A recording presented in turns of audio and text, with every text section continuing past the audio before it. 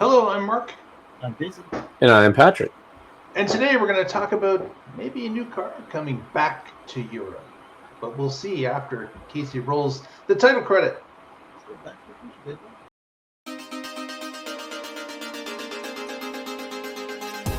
You're watching the Tesla Life Express! Hey everyone, thanks for joining us. Today we wanted to talk about a rumor that's out there that is possibly stating that Tesla could be releasing the Model S and Model X back to Europe. And as you may remember, some time ago, Tesla had decided that no, they've had enough of selling the S and the X to Europe and pause sales. There was, of course, there was an alert let people know that if they wanted to order, they had to do it now. And that deadline came and went, and they stopped distributing the S and X to Europe. Now, with the S and the X, I guess you could say the drop in sales numbers for those particular cars, I'm wondering if that played into the fact that someone inside the Tesla boardroom had said, "Listen, why don't we open up sales of the S and X to Europe again? We know they have to sit on a car carrier to deliver there for a month and a half or whatever the time period is, but we could muster up some sales that are it's not a huge amount, but hey, if we can sell a couple hundred or a 1,000 over the period of a quarter, wouldn't that be better than not doing it?" So it seems that Tesla has reached out and they have discussed with the European Regulatory Commission. Documents show that the vehicle will return once more. Both the S long range and the Model S plaid variants have been updated with European type approval revisions, as shared by ex-user Julian. The changes included range improvements, softer suspension setup, and of course additional front bumper camera, matching what would happen in the North American refresh. So it's kind of leads us down the road that yes, why would you update the stats of the vehicle in Europe if you weren't planning on or had an eye on returning it to that market? So there's probably a strong possibility that they will be appearing on European Tesla web pages for order. Hey, yo, boss, the Quad Squad, they're starting to recognize that the S and the X is piling up here. What you going to do about that? Yo, boss. So I wonder if that means they'll be doing a right-hand drive version of the vehicle. No. Because Ireland, England, a couple other places, Cyprus maybe. I don't know what the others are. But that's if you're going to Europe, then you're not going to do England and Ireland, or do you want to include a gravity stick again? They're going to revive the Reacher. Hey, now not made of aluminum. I have a feeling they will not change the drive side because it's too complex, or not too complex. It requires them to update the production line in Fremont.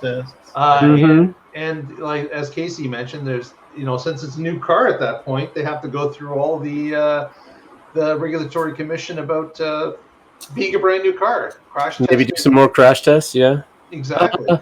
So they've recently raised the price of the S and X, and I wonder if part of that was to allow for this because it's not a high volume production right now. At its peak it was 100,000, and now it's 10 or 15,000 per year. It's not a lot now. It's nowhere near the max. It's probably less than you and I paid for ours. True, right? Yeah, they were, I think, mistakenly trying to compete on price with their luxury vehicles, which make no sense to me. They have more affordable vehicles, so they should not be trying to push those to compete on price. And now they're not. I think they finally figured that out. And if they're not competing on price and they're charging a premium for these and they include the Lux package, I would.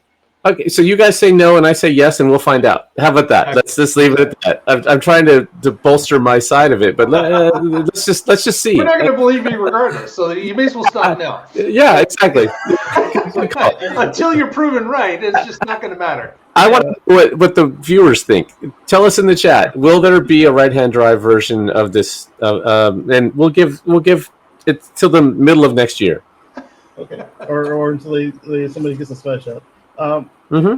This makes sense though. Like right now, globally, the economy is doing weird things, and worse than the economy, governments are doing even more weird things. So if you're going to have a tariff on a car, something to do with us in the States, or something awesome that you see in India, extra 150, 200% on top, or Norway with the gas car, same thing. Why not aim it at people who are already going to be a little more insensitive to the extra thing, but you also have to kind of give it a little more. So that explains the Lux package being standard. I don't know if they'll still do that over there. But if they do, then hey, you're a traveling salesman, you're an executive, you want a supercharging for life again for a little bit. For the owner of the first owner of the car, here you go, get it while it's hot. And then I think that we're starting to see that, because we saw them. We talked about on the main show this week. We talked about the Cybertruck coming to South Korea, and then we talked about how the Cybertruck is now also part of the Lux pack. So, because previously my complaint when they asked why I didn't buy my Cybertruck was like, it feels like a fat Model Y, and that turns out. And adding in some of the stuff I've come accustomed to from the X and the S before it makes it a little easier to stomach, even if they have raised the price on it. And Patrick, you also pointed out on that show that most people won't be able to utilize it the way that I do. Right.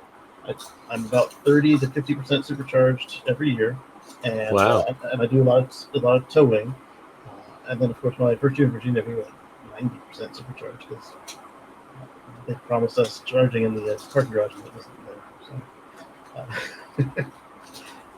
So I think this is going to be interesting to watch, and I hope they do a different grabber, unless that one was highly rated. I don't know. I don't see how this really hurts them, because I didn't really understand why they took it away. Like I get it, okay, the volume's starting to dither. You're not getting as many in, but hey, isn't another 5 or 10 sold in a week? Is that not worth it anyways? Because you've got to arrange shipping, but the customer's really paying for it. Yes, you have to wait longer, but the customer's agreeing to it. Yes, in this case, it's only the one side drive, and if you're in a different country that requires the other side drive, if the guy wants to order it, obviously he's willing to live with it. Right. So why not? Why would you stop sales when people are willing to buy the vehicle? I think that was kind of a weird. Now, unless there's something behind the scenes I'm unfamiliar with, and if you're listening and know what that might be, please put it in the comments. Let us know.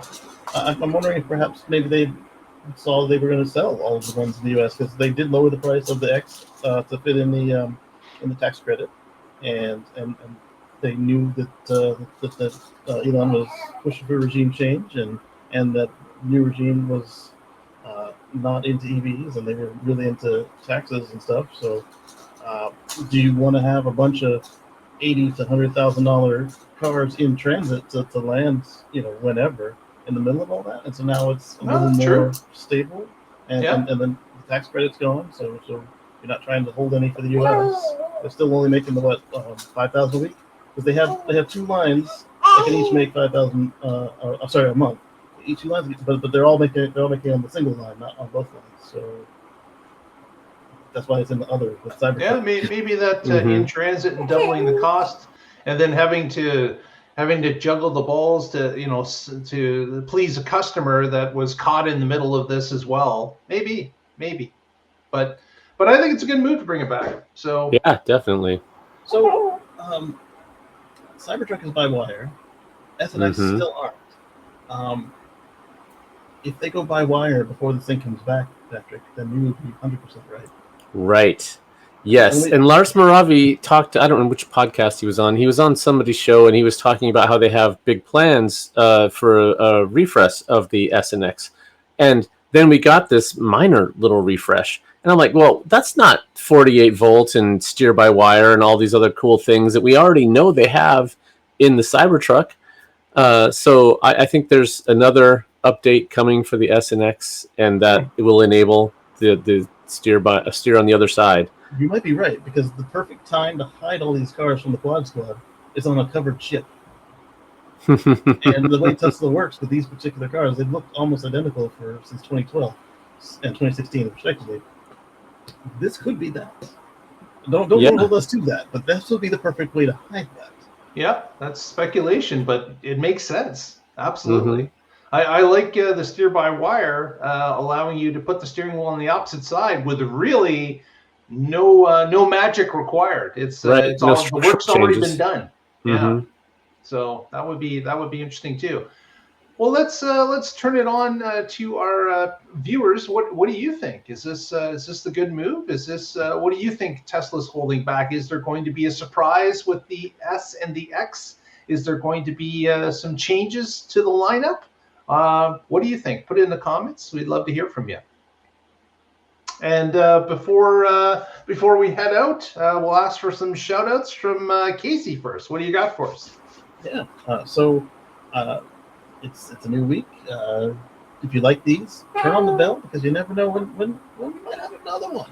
I mean, aside from we have one every Friday and Monday, but turn on the bell, see what happens, and catch us live on Wednesday, and we'll see you then. Very good, Patrick.